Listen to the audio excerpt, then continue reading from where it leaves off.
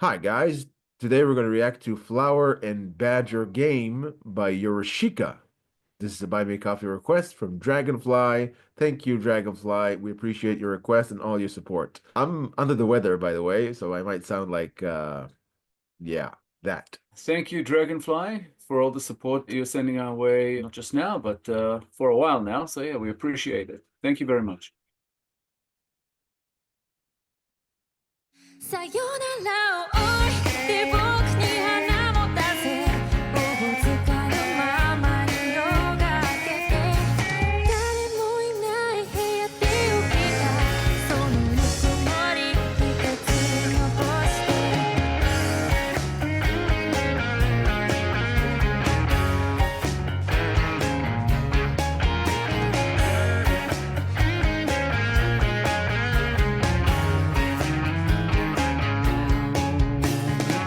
昨日の夜のことは少しもう覚えてないけれど他に誰かがいたそんな気がただしている二日酔いが残る頭は回っちゃいないけれど渡らないままでもまあそれはそれでも綺麗だ洗面台の歯ブラシ誰かのポップ7の化粧水覚えのないものばかりだ枕は花の匂いがするさよならを置いて僕に花も出せおぼつかぬままに夜が明けて誰もいない部屋で起きるそのぬくもり一つ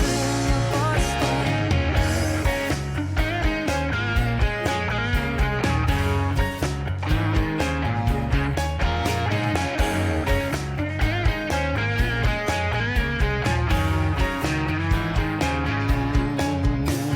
Even though the song makes me feel like, grabbing the morning coffee, and if I'm in the 1980s, the newspaper as well, and sitting in like breakfast theme or perky New Day themed something that derives from the music itself. I know Yorushika is singing about grief and pensive thoughts and a great loss. This is not a happy song. It's a sad one subject matter wise. That dissonance is making it more pleasurable, and I'm not sure I'm a decent human being because of that. Because I'm enjoying the music, and at the same time, I know that the subject matter is not as happy and perky as the music make it sound. They do have that dissonance between what they're singing about and how they're presenting it. There's like a poppy, breezy kind of sound to the songs, but they're usually somewhat sad or dark themes. In this one, much like the other ones, it's mainly about loss and longing and grief. The other thing that I get reminded every time we react to Yorushika is that they're the band that likes to be left in the dark, as in not to be seen, which is an interesting thing about them, that sort of mysterious identity kind of thing. But their sound is fairly distinct, I would say, even though there's a few bands who sing in that style. I still find something like very, very sweet about their sound. And then you go to research the lyrics a little bit, like to find proper lyrics. It's very difficult as well with a lot of the Japanese bands to find lyrics that actually translate correctly. So even in this one, we probably have some errors in the lyrics that we found, but you still get a fairly good idea of what it's trying to communicate. For lack of other description, the theme is a downer, the music is like an upper. But I think that's on purpose, and it's kind of part of their whole concept, which I do really enjoy. I think it's almost like the perfect type of music for different types of people. If you are a person, say a young person who hasn't experienced much in life yet, I'm just talking about, temporally speaking, so you haven't got a chance to lose anybody yet, even though there are young people who lost people. So you listen to the song and you might not dive deep into the lyrics and subject matter. So you enjoy the song because it's a perky song. You might not think about it too much. But if you've experienced loss and you understand Japanese, there's no way the lyrics won't hit every nerve. I think that's part of the concept. There's something that is very almost therapeutic about the way they deliver this stuff. And I think it's a way for them or for her to deal with a certain loss. And they put it into music because even though you can relate to the lyrics sometimes and feel that pain, the music still kind of puts you in a different mood, which is a happier one, which kind of might help you get through these feelings. You can look back fondly rather than think about the purely negative that comes with loss and grief. 昨日の夜のことはそこまで覚えてないけれど筒の出せを疑うそんな気もしないでいる二日酔いも覚めた頭で考えていたけどわからないままでもいいむしろその方がいい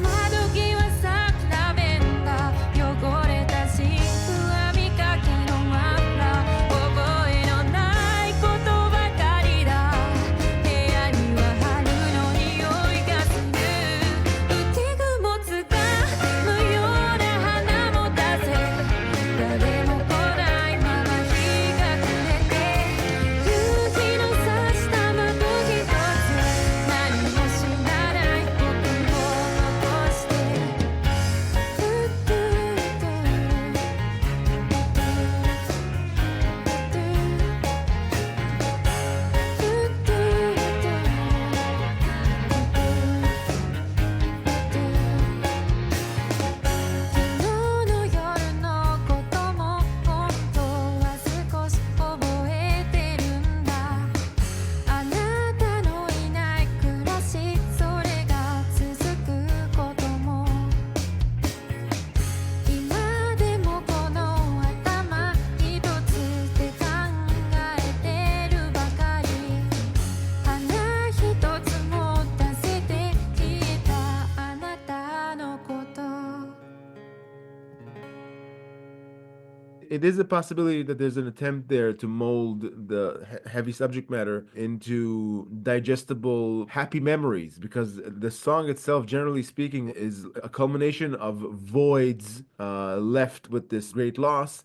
And the memories behind those voids are small moments of happiness with this person that are now gone. So this is like a pensive song about those moments. So it's supposed to make you recollect and enjoy remembering those small moments. So maybe the song itself is supposed to cheer you up in a strange way. Yeah, I agree. There's something about the theme here that reminds me of those moments after you've experienced deep loss, usually somebody who has died. Sometimes even it could be an ending relationship. It talks about, I woke up in a room alone with that warmth as the only thing left. That line, it just took me back to that feeling you get when you wake up and before you're fully awake, you still think the person is there. Whether it's someone who died or someone that has left your life for any reason. It's such like a heartbreaking moment, especially if you dream about that someone. You wake up and for a second you think, oh, they're still here, and no, they're not. And that's what it reminded me of. It reminded me of that and other such moments where a certain memory of someone makes you forget that they're gone, even for a split second, and you get that feeling that can either deflate you completely or put a smile on your face. From personal experience, it also happens to me. The person who was lost was such an integral part in the narrator's life that the narrator momentarily circumvents reality when they wake up because they think that their loved one is still there because it was a very deep and probably long relationship. And the voids I was talking about, when you feel the echo of a memory, when you look at places you used to see your loved one in,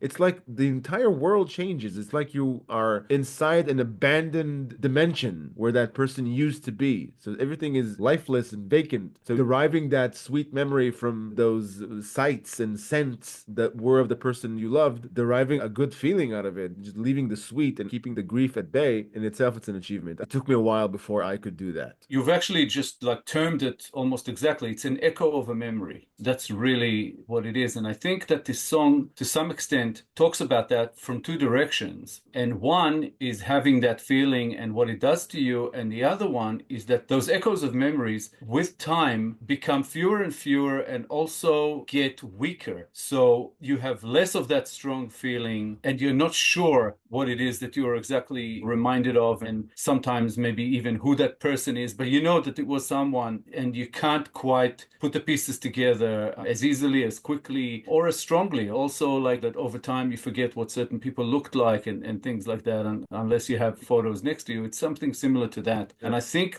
that in part, the song is also talking about that. Those moments kind of in a way make us miserable, but as we lose those moments over time, or if we lose those moments over time, that also saddens us because we want to have those moments in a way as well. In the song, it describes sometimes it smells, sometimes it's certain objects, but yeah, it describes that waking up in the morning and that feeling is left in the room of this other person that they're not 100% sure about in a way. And that kind of took me back to thinking it's almost like the whole song describes this split second feeling that relates to a memory of someone, which is just kind of like a beautiful way of putting it. Their songs are not about pain, and they're not really about grief. They're about reconciling pain and reconciling grief. I think that they use the music as a tool or as a vehicle to deal with this type of pain and these types of memories. I think that the whole existence perhaps of the band or of certain songs or of a certain album or something that they've put together is strictly about that. I'm not sure if they are all about the same person. They might be, they might not be, but it's all a way of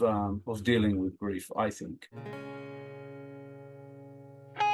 明日にはきっと戻ってくる何気ない顔で帰ってくる今にドアが開いて聞こえるごめんね遅くなったって言葉だけをずっと待っている夕焼けをずっと待ってい忘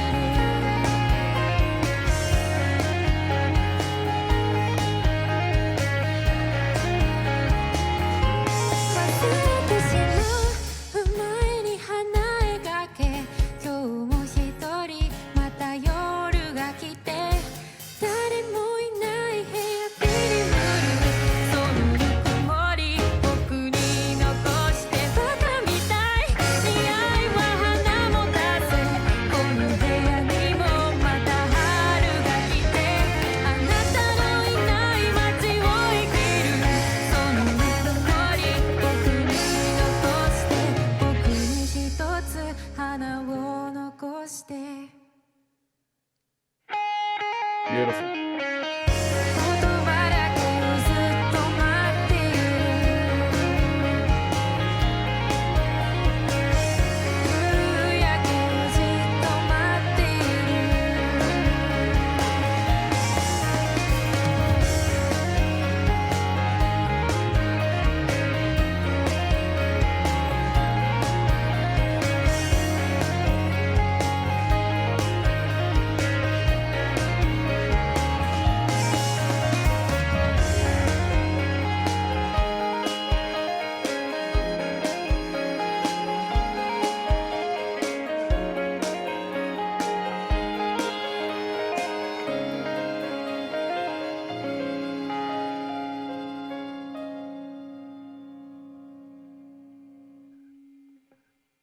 Gorgeous. We talked a lot about the meaning, but we didn't actually talk enough about the music, I think. Yeah. And in towards the probably the last third of the song, those beautiful guitars and the violins and everything that they had in there just kind of comes together. It's beautiful. And also, I forgot to mention that they have this kind of like a signature move in their songs where they come to these like pauses and give you like this kind of second of silence and kick in again. And I love it every time it happens. It happened actually twice here. The second one was just like this beautiful transition. It's just something that they do that I do really enjoy. I compare it to diving in a swimming pool or in the ocean. They like get into those lull moments, as in to let you breathe after you've listened to a certain segment. Another thing we mentioned in previous reactions to them, because they hide in the shadows, even though you can probably assess the amounts of effort they're putting in as artists, as professionals, their presentation is void of ego. It's void of a sense of self because they put all the emphasis on the song itself. It's like the songs aren't created, they just are, because they strip away their identity from what you listen to. You can't really place anything in the song that is outside of the song, aside from the fact that you can see figures in the shadows singing and playing. Something beautiful about that. Yeah, I think part of that is saying this is not about ego. We're not trying to cash in on something. Yeah.